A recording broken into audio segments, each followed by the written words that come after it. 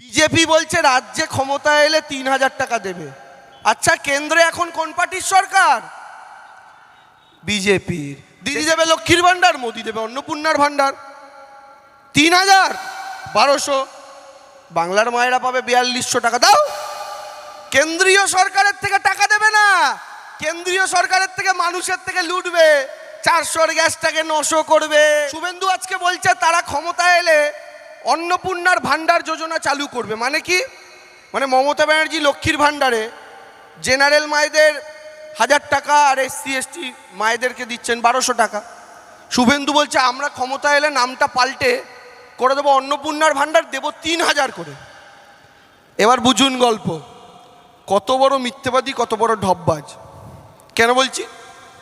আচ্ছা দাদারা, এই এলাকার মানুষ রাজনীতি সচেতন, আমার বলে দেওয়ার প্রয়োজন পড়ে না। বলুন তো, বিজেপি বলছে রাজ্যে ক্ষমতায় এলে ৩,০০০ টাকা দেবে। আচ্ছা, কেন্দ্রে এখন কোন পার্টির সরকার? বিজেপির। দেশের প্রধানমন্ত্রীর নাম কি? মোদি। তাহলে বাবু, তোমরা মানুষকে এই লোভ দেখাচ্ছ কেন যে আমরা রাজ্যে ক্ষমতা এলে ৩,০০০ টাকা দেব? কেন্দ্রে তো তোমার মোদির সরকার এখনো আছে। বলো না বাবা, কেন্দ্রীয় সরকারের তরফ থেকে অন্নপূর্ণার ভান্ডার প্রকল্প চালু করতে। তাহলে তো আজ থেকেই মানুষ পাবে। দিদি দেবে লক্ষ্মীর ভান্ডার, মোদি দেবে অন্নপূর্ণার ভান্ডার। ৩,০০০, ১২০০। বাংলার মায়েরা পাবে ৪২০০ টাকা। দাও, কেন্দ্রীয় সরকারের থেকে টাকা দেবে না, কেন্দ্রীয় সরকারের থেকে মানুষের থেকে লুটবে। ৪০০-র গ্যাসটাকে ৯০০ করবে, ২০ টাকার কেরোসিন তেলটাকে ৮০ টাকা করবে, ডালের দাম বাড়াবে, চিনির দাম বাড়াবে, সুগারের ওষুধ, থাইরয়েডের ওষুধ, ব্যথা বেদনার ওষুধ, সব ওষুধের দাম বাড়াবে, ক্যান্সারের ওষুধের দাম বাড়াবে, ব্যাংকে টাকা রাখলে সেখান থেকে ফাইন কাটবে, আধার কার্ড গ্যাসের কানেকশন লিঙ্ক করানোর নাম করে ১০০০ টাকা নেবে। মোদি শুধু নিতে শিখেছে মায়েরা দাদারা, কোনো দিন দিতে শেখেনি। কেন্দ্রীয় সরকার কটা কি দিয়েছে বলতে পারলে বিজেপি নেতারাও বলতে পারে না। খালি রাজ্য সরকারের প্রকল্পগুলোর নাম করে বলে ওগুলো দিদি দেয় না, মোদি দেয়। আরে যদি দিদি দেবে না মোদি দেবে, তাহলে বুক ফুটে বলুন, কাগজ প্রকাশ করুন। ১০০ দিনের কাজ কেন্দ্র আর রাজ্য একসাথে মিলে প্রকল্প ছিল, দুজন মিলে টাকা দিত, দুই সরকার মিলে। মোদি এসে ১০০ দিনের কাজ বন্ধ করে দিল। কেন বন্ধ করলো? কারণ ১০০ দিনের কাজ তো গরিব মানুষ করে, গরিবের মুখে দুটো অন্ন যোগায়। ১০০ দিনের কাজ বন্ধ করলো। এদিকে যে আম্বানি আদানিরা ২ টাকার মালিক ছিল, মোদি ক্ষমতায় আসার পর তারা ২০ টাকার মালিক হলো। তাহলে আম্বানির ২ টাকা হবে ২০ টাকা, আর সাধারণ মানুষের ১০০ দিনের কাজের টাকা আপনি বন্ধ করে দেবেন।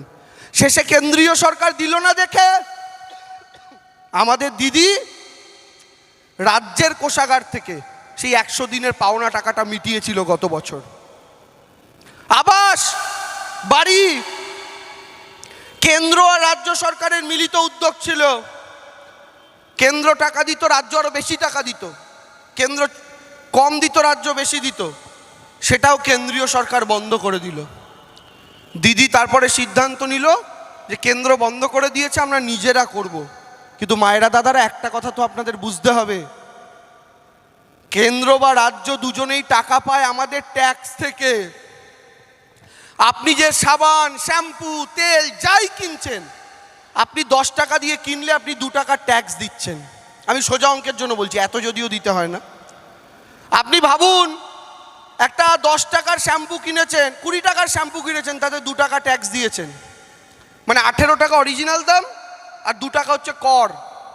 এই ২ টাকার করের মধ্যে ১ টাকা যায় দিদির কাছে, ১ টাকা যায় মোদির কাছে।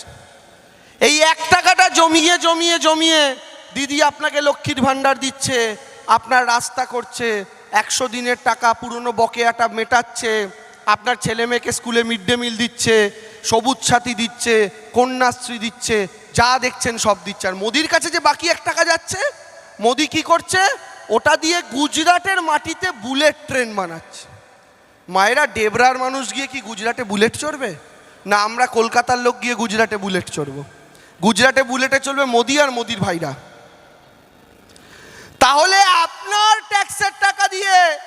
গুজরাটে বুলেট করছে মোদি, কিন্তু আপনার ট্যাক্সের টাকা দিয়ে আপনার ফেরত পাওয়ার কথা যে 100 দিনের টাকা, বাড়ির টাকা, ওটা মোদি দিচ্ছে না। তাহলে বুঝুন, 1 টাকা আপনার দেওয়া 2 টাকা করের মধ্যে 1 টাকা দিদি পায়, 1 টাকা মোদি। মোদির 1 টাকাটা মোদি গুজরাটে নিয়ে চলে গেল, বাংলার টাকা, মানে আপনাদের দেওয়া টাকা। বাংলার টাকা বাংলায় রাখতে পারতো গুজরাটে। দিদি 1 টাকা পায়, তাই দিয়ে এত কিছু করছে। মোদির যেটা করার কথা ওটাও দিদি করছে। তাহলে বুঝুন, এই রাজ্যেও যদি বিজেপি মানে মোদির পার্টি আসে, তাহলে 2 টাকাই যাবে মোদির ঘরে। এবার গুজরাটে বুলেট ট্রেনের বদলে এবার গুজরাট থেকে রকেট ছাড়বে, আর আপনাদের সব বন্ধ। এটা হচ্ছে ভারতীয় জনতা পার্টির কৌশল। আর সব কিছুতে যখন রাজনীতি পারে না, তখন হচ্ছে হিন্দু মুসলিম, ওদের শেষ গতি। আচ্ছা, বিজেপি একটা রাজনৈতিক দল নাকি নাম সংকীর্তনের দল? রাজনৈতিক দল। আমরা নাম সংকীর্তন কোথায় করি? মন্দিরে। আমার একটা কথা বলুন মা দাদারা, রাজনীতির ময়দান, রাজনীতিতে অনেক কিছু হয়। আপনি যদি ওপরওয়ালাকে, ভগবানকে রাজনীতির মঞ্চে টেনে নাবান, সেটা ওপরওয়ালার সম্মান না ওপরওয়ালার অসম্মান? এই অসম্মানটা ভারতীয় জনতা পার্টি করে তাদের রাজনৈতিক মঞ্চ থেকে। ভগবানের নামে ধ্বনি দেয়, রাজনৈতিক মঞ্চ থেকে চিৎকার করে মাইক হাতে নিয়ে বলে জয় শ্রীরাম। ভালো কথা, আপনি জয় শ্রীরাম মন্দিরে বলুন। দেখুন, জয় শ্রীরামটা উচ্চারণ করতে গেলাম, আমি জুতো খুলে রাখলাম, পায়ে জুতো দিয়ে বললাম না। এরা জুতো পরে, গুটখা খেয়ে, মাথায় লাল নীল চুল করে, বেগুনি রঙের, কানে দুল, নাকে নথ, বাইকে চাপবে ভীম ভীম করে জয় শ্রীরাম, যেমন বলবে রামর বাবার বন্ধু ছিল। ভগবানকে অসম্মান।